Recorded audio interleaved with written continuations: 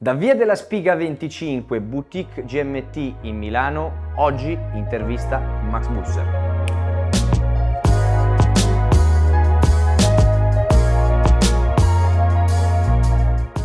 Said to Jacopo is not good to do video. Are you agree with me? This Pikisi stuff, it's useless. It doesn't mean any sense. Let's make a great video together. Look, he's learning.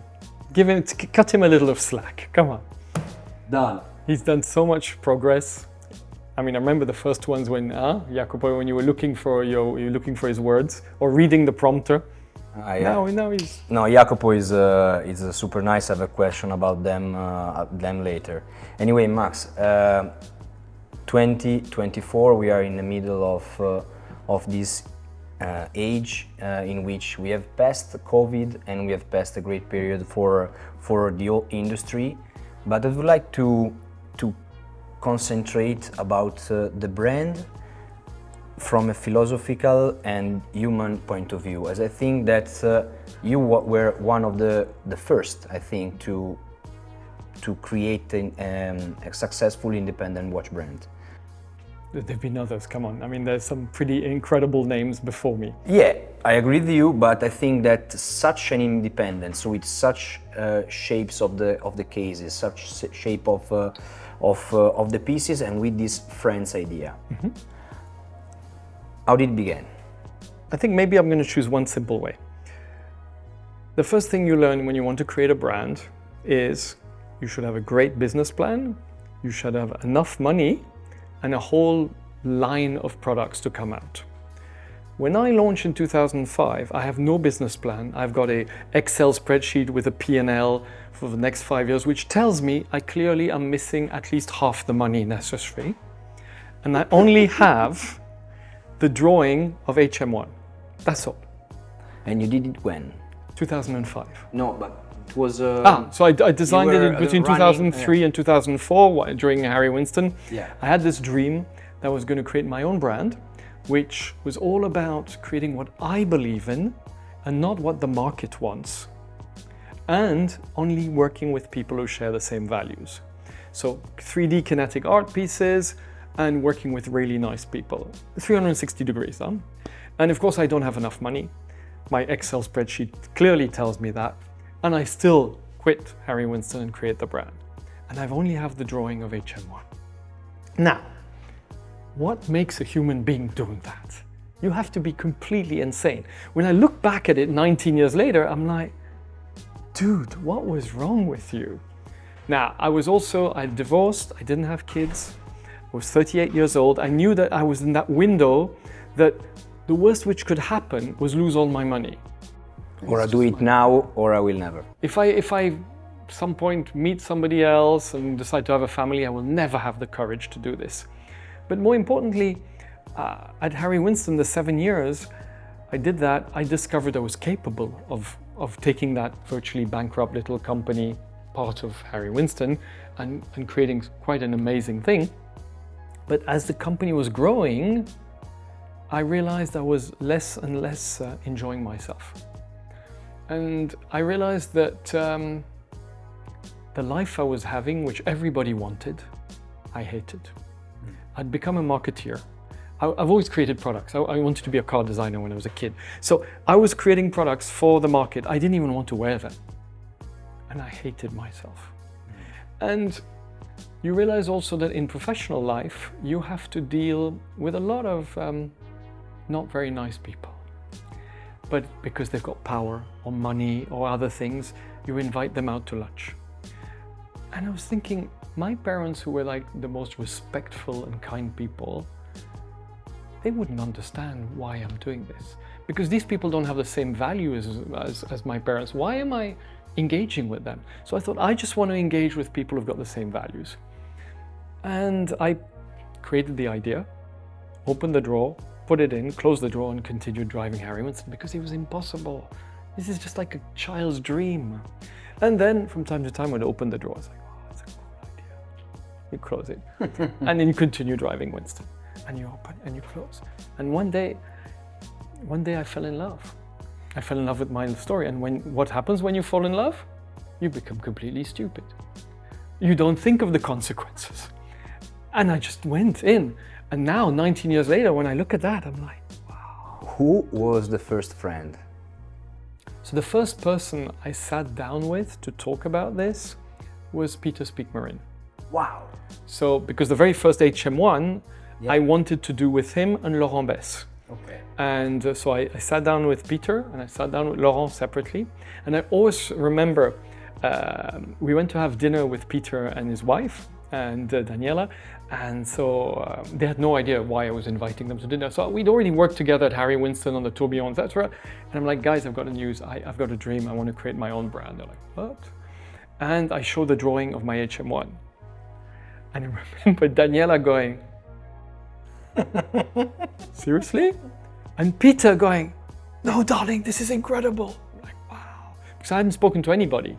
No, actually, I should take a step back. The very first friend is Eric Giroux. Okay. The designer I've been working with for 20 or more years. It's So I did all the drawings. I mean, he was the only one. I would go at the end of work at Harry Winston, go to his flat, and we would work together. We worked hundreds of hours to create the design and the very first project. Because the first watch is your language. And so everything was First complicated. impression.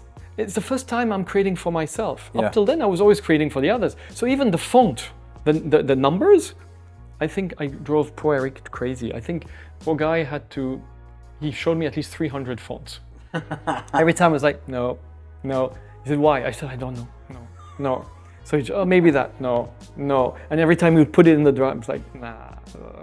He was going crazy. So first people were Eric Giroux and Peter Laurent Daniela. Bess. Yeah. And then, and also, so these are the 4 people who knew before I resigned, and Jean-Marc Wiederrecht. Okay. Jean-Marc Wiederrecht, that's also a funny story, because I invited him and his wife. So we'd already worked a lot of calibers at Harry Winston, all the retrogrades. So I invited him to lunch, and he was absolutely sure that I invited him to lunch because Harry Winston wanted to invest in his company. So he basically sits down and he and his wife start explaining to me why they love Harry Winston, they love me, but they don't want to open their company to other shareholders. And I'm listening to them like, okay, great, wonderful. I just want to tell you, I'm going to quit, I'm going to create my brand. And they're like, what? And that's how, and we had the HM2 was created with Jean-Marc. And what do you think it's the hook with these people? We love freedom, we love doing something different. Artisanal watchmaking is a world in itself. Now in the last 3 years it's become celebrated, successful. For 20 years it was incredibly complex, difficult, losing money. And all of us were family. All of us, we helped each other. And it was, we don't have competitors, we have friends. And so at Harry Winston, of course, I helped quite a lot of them through Opus and other things. And we were friends. And so when I sat down with them and said, look, I've got this project, they could have said no. And they all said yes. And today, next year's the 20th anniversary, today it's even more important to celebrate these people. Because without them, I'm not sitting in front of you today. Yeah, for sure. But what do you think it's this connection, or what you created? Were you a leader with this new idea to put them all together? What do you think is the value that has put everything together? So if you have one in your mind, I don't know. It creates great karma. And so I've been lucky over all these years to meet incredible, talented people, very nice people, and those people, I stayed close to them and we became friends. And they know trust is built over decades and can be destroyed in seconds. So everybody I started off with were all people I'd worked with before, and they know who I am. When I say something, I do it. And trust had been built over years. Then over the years of MB&F, other people started coming into the story that I didn't know, but often they were friends of friends. Like Peter Speakmarin introduced me to Stephen McDonald. And there you go. And so a lot of people then introduced me to other people like, oh, you should check out Max, or Max needs somebody, and if we share the same values and you have talent, let's do something together. The same situation with, I think, GMT and the Corvo family. That even goes back way further. When I started work in the watch industry in '91, it was at Oltre, and I came in as a product manager. And so the guy was in charge of taking care of all the new products. And I just came out of university. And I told them very quickly, like, I can't create products if I don't know what's happening in the markets. So I said, okay, well, we've got our Italian distributor. You want to take care of it? Like, yeah, sure. So here I come with my little suit, my tie, and my hair on the side like this, and I meet Giorgio and Michele Corvo. And I was supposed to monitor them, but they were teaching me my job. So, and so it started off like that, and it was by far the biggest market in the world, except for Germany, but there are many reasons for that. And so we spent 7 years being in touch and working together. And then when I quit and went to Harry Winston, Michele was one of the first retailers to help me and say a distributor originally to Harry Winston to help me out. And then they opened GMT. And then Jacopo came on board, Mattia, and now I'm working with 3 generations of Corvo, which is amazing. That's realized that I'm not that young anymore. But that means, this is what I mean. Jacopo, you can see. It means that trust has been going on for 33 years. And you answered me with trust. And trust for the next question is coming in an interesting period that is come in our future, I think. What do you think about AI and the future, the artificial intelligence, intelligenza artificiale? It's going to change a lot of things in our world, huh? Yeah, and as you are so, it's for the next question, but you are so ahead with the design, and also from 2004 when you started, nobody was making watches as you were. So you are up front, you were ahead, and as you still ahead with this concept of people. I will come back with other question later, but from a technical point of view, what do you think intelligence artificiale is going to bring in our market, and what is going to change, and what are you going to do with this? It's going to change virtually everything. So everything which is administrative, contractual, all that, you just go ChatGPT, come out with a contract, done. Engineering, we're not there, by far not there, but engineering, at some point you're going to tell the computer, I want a movement which has that gearing, does this, does that, construct it for me, and we'll see. We're still far from that, but it's going to happen. The more important is the creative, because at the end of the day, watchmaking is 2 things. It's creativity and artisanship. Now, artisanship has slowly been replaced by industrialization, which is much more effective, much more cost effective, much more reliable sometimes. But do you buy a watch because it's industrially made? Less passion, yeah. You can get your phone, huh? So that's already a big danger.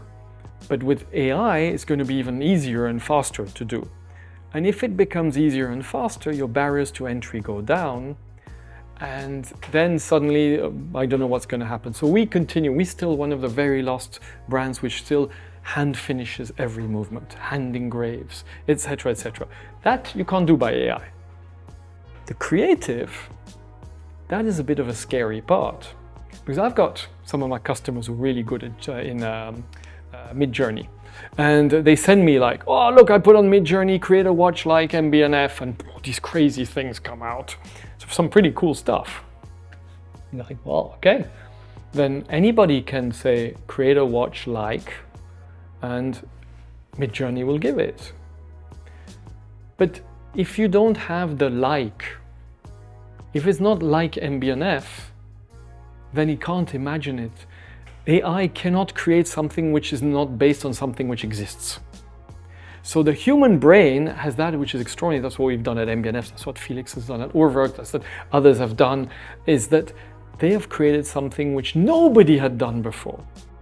And that's where humanity and creativity will have to go. Stop doing evolutionary stuff, because evolutionary, the computer's going to do it for you. Of course, I agree with you. Disrupt.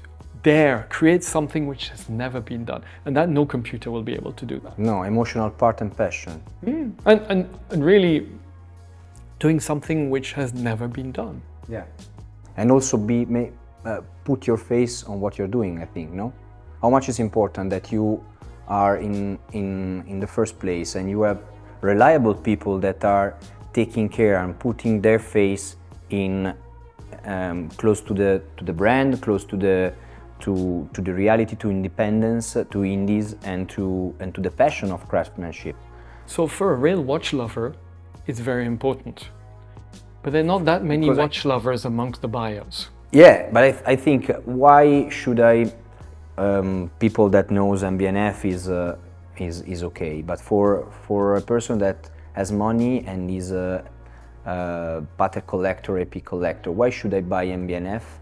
But I think the personal side, having somebody like you, like Jacopo, that put a face in explaining you, let come and see. How much is important to this humanity, this transparency? For somebody who really... Now, we all resonate on different wavelengths. Most watch buyers are buyers, and they buy a product either to show off or just because they like it. There are very few who actually go that extra level to try and understand. For those, it's incredibly important. Now, I own a watch from every single person, creator, watchmaker I've worked with. And in the watches I still have on order, which should be coming, God knows, there's a Voutilainen, that's my second. There is a Beat Haldiman. There's a Recep, ordered before he became super famous. Recep. And so those will come whenever they come, and maybe it's better that they come later because I don't have the money yet. But at the end of the day, those are people I admire. I've known them for years. I've known their struggles. I've known their life. And when I look at my piece from them, I think of their life. When I look at my Kari, I know what he went through when he was working at Parmigiani and in the nights working on his first watch and his second watch, which enabled him to give enough money to at some point leave and create his brand. Peter Speakmarin, he sold his car to buy his bench and his tools to create his brand. Alain Silberstein, not a watchmaker, but he went bankrupt, and I know what he went through. And when we were the first brand to come and do a collab with him in 2009, wow, when nobody was thinking of Alain, and all these things. So when I wear my Silberstein, not my MB&F Silberstein, my Silberstein, I think of Alain and all the tough moments he went through, because all these guys didn't do a business to create a business. They created a brand to create, not to do a business. So I resonate on that wavelength. And you think that you have opened some doors for some of these people? I hope I have. Yeah. I think MB&F, it's interesting, the why of MB&F, you know what the why is? Why does the brand exist? To inspire people to think differently, to take more risks, and to find their true north.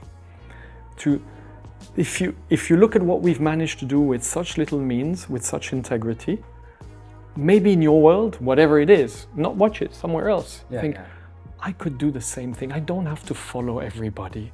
I can follow my own true north. I can be somebody with integrity and still prevail. And so we have realized after 20 years now that that's our biggest asset at MB&F. I always thought that I was creating products. It is huge. I've had a chat with Bernard Lederer at Watches and Wonders at the auctions, and he said to me that his brand is born for freedom, because he was making stuff for all his life for others, that with NDA, you are nobody for them, and you will never have a credit for what they invented. and this new watch that he's building are not just something that he used to go to somebody to say, look, I can do this for you, but a freedom. For sure, and freedom comes with a price. Yeah. A very heavy price. And all of us independents have paid that price, some more than others. And that's why all of us started in this industry and continue in this industry not because there was any money, because there was none. And some of them have gone bankrupt. And some of them have had to sell their companies. And some of them have had to do concessions they didn't want to do. Fortunately, we need cash to survive. But it's necessary, but we never think of that when we create our brands. The watch that you have produced or created that has that had the most success. I think what's interesting is that the watch which has today the most success is the one which was the biggest flop. So you answered me to the two questions. Okay. So the Legacy 101. Okay. Legacy 101 launched in 2014, and from 2014 to 2019, nobody wanted it. Nobody. I mean, we could barely deliver 25 a year to the retailers, and it stayed in the inventories. And in 2020, suddenly everybody wants it, and now there are massive waiting lists, and it's the same product. But what has changed? The vision the market has of our brand, of our products, but that also teaches me that there are no flops. There are no failures. The other big failure we had was HM5. Yeah. HM5, the Lamborghini Miura, yeah. Complete failure. Nobody wanted that watch. But also the Rolex Daytona was a failure at the beginning. Nobody wanted that. In 1989, I went to buy my first beautiful watch. I had a very bad accident at the army. I should have died. And to celebrate that I was still alive, I took all my money and bought my first beautiful watch. And I had the choice between a Rolex Daytona and an Able chronograph with the same zenith movement. And I chose the Able because nobody wanted that boring Daytona. And now? But I still love my Able, but it was not a great investment. Yeah, probably not. But anyway, I think that you have followed your... You follow your heart. Your heart, stop, yes. Stop buying watches for investments. Follow your heart. So coming back to the HM5, nobody wanted it, but it gave me the idea of the HMX, then of the HM8, then the HM8 Mark II, which is there, and now a massive waiting list, so 12 years later. So even that didn't work. It opened my eyes to other ideas, and 2017 Dubai Watch Week, I bump into Fabrizio Bonamassa, the head designer of Bulgari, that I'd never met, but I'm a great admirer of his work. And I go up to him and say, hello, I'm Max. He says, oh yeah, I know what you do. And the first thing he tells me is, I love your HM5. Wow. And I'm like, you're the only one in the world. Seriously.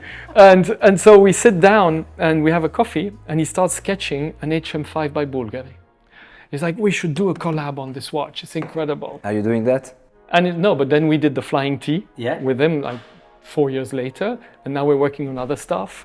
And because it's so great to work with Fabrizio and his team. He's a nice guy, yes. He's a wonderful guy. And so again, that HM5 didn't sell, but enabled me to say, maybe we still would have done a collab with Bulgari if we hadn't done the HM5. But that moment in Dubai, at Dubai Watch Week, seeing Fabrizio, and I still got the drawings, doing an HM5 Bulgari, I thought, that's priceless. And you've spoken about Dubai Watch Week. What do you think about the best way to share your values? Digital, marketing, events, or whatever? The best way is the way we can talk with people. Not talk to people, but to talk with people. What I mean is that at the beginning, the best way was the Purists. I don't know if you remember, you're probably too young. The Purists was a forum of aficionados 25 years ago. Then there were blogs, which people could comment on. And then, of course, there was social media. So for us, you post on social media and people respond, and you have a conversation. And what has really changed for me is that for 15 years, it was really difficult even to find customers. And so I had to travel a lot. And my retail partners would invite me, Max, come and have a dinner with our clients. Okay, I jump on a plane and and I explain what I'm trying to do. And maybe one or two think, he's quite interesting, this guy, I'll buy a watch. That's how for 15 years, that was it. So, and then now there's YouTube. Yeah. So suddenly I've given maybe, I don't know, 5-6 interviews to people who film me, some just with an iPhone. And they've got like 300,000 views, 500 comments. And now I meet people in watch events. They say, recognize you. I've seen all your YouTube videos. I'm like, really? Seriously? So before, the only way they could have listened to my story was if they met me. Yeah. So the combo of digital and YouTube and events. And being in contact and talking to people and listening to people and asking them questions. So let's meet at Milano Watch Week. This, unfortunately, is just at the date where I have to be somewhere else. I know, but what do you think about that? I think it's a great idea. Of course you have to do it. You've got so many watch lovers in the city. And you could become the center of Italian watch lovers, because Dubai Watch Week is not just about Dubai. It's become, first it was the whole Middle East, and then it's become the whole world. And you guys in Milano could be first Milano, then Italy, then Europe. That's the next step. Now, last part, what do we have here? So, as you said, I'm not a product, it's not a product presentation, but let's talk about it. Yeah, I think it's good to give some minutes to Stephen McDonnell, who is the only genius I've ever met, who's created first the perpetual, 5 years of work, then the sequential, 5 years of work, and got the Aiguille d'Or, revolutionized chronographs, hadn't finished his story on the sequential. There's something he wanted to add.